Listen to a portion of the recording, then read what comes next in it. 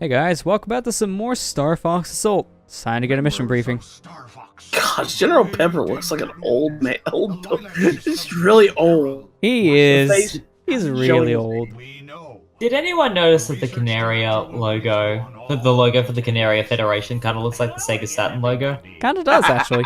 So I can see Cornelia is a fan of the Saturn. Wait a second. Oh, wait. Hey. Wait. No, that's not the same. Was it Slippy's uncle that was part of Star Fox Guard? I don't know. I haven't played Guard, so I wouldn't know. You haven't played Guard. Okay. Well, I never thought... I'm gonna segue this again, but, I don't think Star Fox Zero is that bad of a game. I think it's really great. It's underrated, and I really wish people actually played it, because now you can find it $20 for both of the games in one package. It's like, oh, I'm sad. Star Fox Zero is a really fun game, and I really like the way it looks. I understand the control scheme is weird, but you know what? Once you get used, you know what's the weird thing? If people can get used to playing the gyro controls on a game like Splatoon, what makes Star Fox Zero that much different? It's pretty much the same thing, but with a reticle. And I honestly found it to be a little bit easier to get into that than Splatoon. And this has come from someone who's now using gyro for the Splatoon games. So it's just, I find it easier there because you can look on either the TV screen or your gamepad screen and have a cockpit view on either one, and it makes it way easier to aim with the cockpit view. So, I don't mind controls much. Yeah. Have you played it, Marley? No, I am not as... Here's my problem. I do like the Star Fox series, but physically I do not actually own a copy of any of the games. Oh, okay. Yeah, that's fair. And the only one I've actually substantially played is Star Fox 1. Yeah, that's surprising, because that's one of the ones most people don't play nowadays. Specifically, don't have I access played it blind on a ROM just for the hell of it, and then I played it as the Amiibo unlock in the Amiibo library on the Wii U. Oh, yeah. Equally as bad on both, but I managed to get to the end of the first stage. Odd, but I did it. Uh-oh. Is this your ground? This is the ground mission, yep. So, it's a trap. We were warned by Star Wars and we didn't listen. It's a trap! So, this is the introduction of the ground mission. So, how this works is... This is one piece of it, where you're walking around on foot with blasters, and you get different types of blasters to use, too. So right now, we just picked up a machine gun. So, we just go Rambo on these Aparoids. Rambo.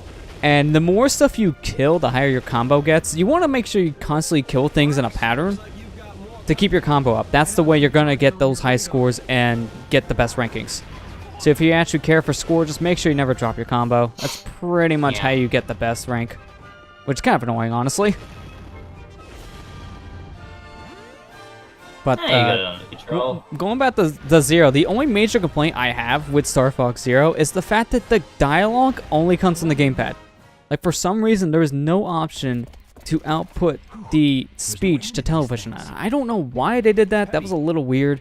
Like, they want to make it immersive, but at the same time, I'd rather have the dialogue play through my surround sound system than my little gamepad speaker. So what I just end up doing when I play the game, because you get all the sound when you're playing with headphones on the gamepad, I just plug in the headphone port into a capture card or something, just route that to the TV. It sounds way better. Wow, Falco's a prick. Good to see the transmission system's targeting is Let me know if you have any feeling anything. Nope, all I need is the Landmaster. Yep. So this is the second part of ground missions. You'll either be on foot or use the Landmaster. It's very grand. Grandmaster. So basically, if you've played Star Fox 64, you know how this thing works. You're a giant tank, and you do a lot of damage. And with the Landmaster, you kind of need it, honestly, for this mission. That's how you break down certain walls. I heard that the ground missions were really awkward to control. They're not that bad, honestly. Like, they might take you a little bit of time at first, mainly with the Landmaster, because you also need to worry about stuff in the air like I'm doing now. So you have to save your teammates and all that. So it's a little awkward in that sense at first, but you kind of get used to it, honestly. Because it plays like any other behind-the-shoulder shooter-style game. So I didn't really find it that bad when I first played. Also, we just got some rogue carol there. That kind of needs some new He wipers. just ran over them bugs. These things just keep appearing. Don't give up. Only a few targets left. Keep it up. I like how big of a whiplash that was for Pepe. He just didn't know what to say anymore. Only a few more that I'll keep up the good work. He interrupted himself. Kind of like what they do in Sonic Adventure 2 way too much. Well, Pepe's getting old. He's kind of forgetting his dialogue. I'll make you eat those words. You're welcome, Matt. You were saying stuff? No, he's just getting old. He can't remember things anymore. He can't remember if he said this already, so he's saying it now. This looks bad. Our scans show those. What? Who are you? I haven't seen you since 1906. Pepe, that's not a year. I know years well. Nice, now we just gotta destroy these spawners. Dear Game Grumps, please don't sue me for copying your jokes. How many jokes have I stolen over the years? Well, at the moment, the main one's yeah. Well, to be fair, everyone's kind of taking ich. But everyone loves it. Because it's just a random noise, you know? Yeah. Just got ich. It looks nasty, yeah. Yeah, pretty much. It fits many a situation. So Slippy can just have fun. I kind of need to destroy Aparoids. It's okay. He'll be fine. We can do a barrel roll. Going back to the whole Star Fox mythos conversation, I do like the series, and I would want to try it again, but I don't think I'd go back to Star Fox 1. I would probably go back to 64. Yeah. I mean, 64 is a remake of 1 anyways, so you'd be fine doing that. But that's the thing, because then that makes me wonder, okay, what is unique about 2? Because I know... I'm wondering if its plot is, like, overlapped by any of the other Star Fox games that were made, and then that makes me wonder, well, if it was basically the base game for Assault, I'd just get Assault. Well, the thing is, Star Fox 2 was pretty much like... was going to be a direct sequel, I feel like, to the original. And it's because it had new characters you also could play with. So, I feel like it wasn't going to be, like, just, like, another telling of the game, or, like, Assault. It was just going to be its own separate thing. And did it have, like, really unique mechanics that haven't come back? Well, yeah, because it was almost like an RTS, and they started to use those same mechanics in both Star Fox Command and then later Star Fox Zero. That's... yeah, okay. Like, one of the things was the walker. That came back in Star Fox Zero. Also, hi, Aparoid. Thanks for taking the elevator. All the more reason, then, I guess, for, like... what's the word? Coordinating the release of Zero not too long before the SNES Classic. Well, like, considering how it was well like a the year NES difference. Classic went, it makes sense. Yeah. And the demand's been pretty high for it. It's kind of soothing because in the same way that Star Fox 2 is getting some proper retail recognition, it's the same kind of recognition that Metroid 2 is getting later this year as well. Yeah, but to be fair, I feel like that's much better. Because, you know, Metroid 2 is getting a proper re-release, while Star Fox 2 is kind of limited behind a limited quantity item that, like, 10 people might ever find. But I see it also as a really good opportunity. We had a little bit of an issue with that today. Oh, yeah, just, ugh. Yeah. Well, on the upside, I see that as kind of bringing back Star Fox 2 gives the Nintendo, like, gaming fan base an opportunity to see that game and get a vibe of what more Star Fox can offer to bring back. Yeah. And I think it really opens up the options for where the series can go in future. Because, I mean, we've basically gone 1, not 2, 64, Adventures Assault, Command, 0, and now we're releasing 2 again. Like, number order, or whatever the plot order is, could not gauge for the life of me. But there's bound to be possibilities with all of that now combined together. Yeah. But I just, well, maybe, just maybe, if Nintendo ever releases the Virtual Console on the Switch, yeah, please. I think Star Fox 2 might come on that thing. I hope it does, just because if they did that for Earthbound Beginnings, you know, Mother 1 on NES, and if they release that on the Wii U Virtual Console, hopefully they'll do the same for Star Fox 2, but they've been neglecting their Virtual Console for years. only been doing good things once in a while with it, unfortunately, and that makes me kind of sad. Well, it was great in the Wii days, and then that's it.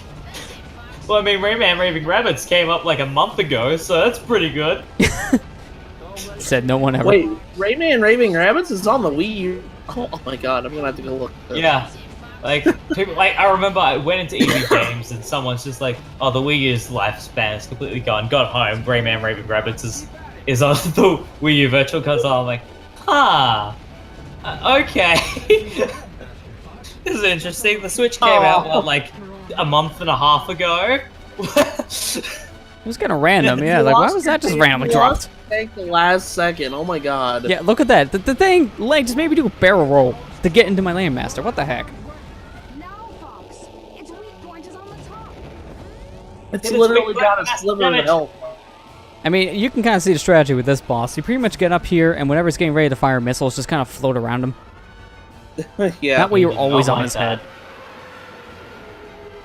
Should I be concerned that it exploded, it toppled over, and you were still on top? Yeah, it's fine. We got Landmaster. We have like 20 of those things. They're dispensable. You found the core memory! Suddenly, Link remembers more of his past. You found Link's memory. It looks like that distress. Gotta get back to Breath of the Wild. That doesn't sound good. Oh, hey, look, it's an old friend, Pigma. Spoiler. I was about to say, spoilers, Apinoid! The SOS signal. It was you? Pigma really let himself go. From 64 to this, he got a lot heavier. No, that's A bad idea. Yeah, it is pretty bad, honestly. You'll see why later in the story. He's not a part of Star Wolf anymore. He's just kind of doing his own thing. So he's taking the core just for money. Fox. I'm tracking Pigma on. Why isn't he part of They kind of had a Star- falling out. They don't really explain too much of it, but this is the game where Star Wolf comes back. And they just pretty much just talk about the falling out, just briefly. Well, they're kind of just like a like, on what little I know of Adventures, they're so background they might as well be non-existent. Well, Star Fox Adventures is supposed to be Star Fox to begin with. Yeah, it doesn't have much backstory for the characters. The only real backstory you got was with the whole Fox Falco thing. That's about it. And So then he comes back at the end anyway, so I was like, what was the point? Exactly. So what's the point of focusing on Star Wolf Island when there's a whole lot more stuff going on, like, you know, aliens and before I'm dead. Pretty much. Before I'm dead?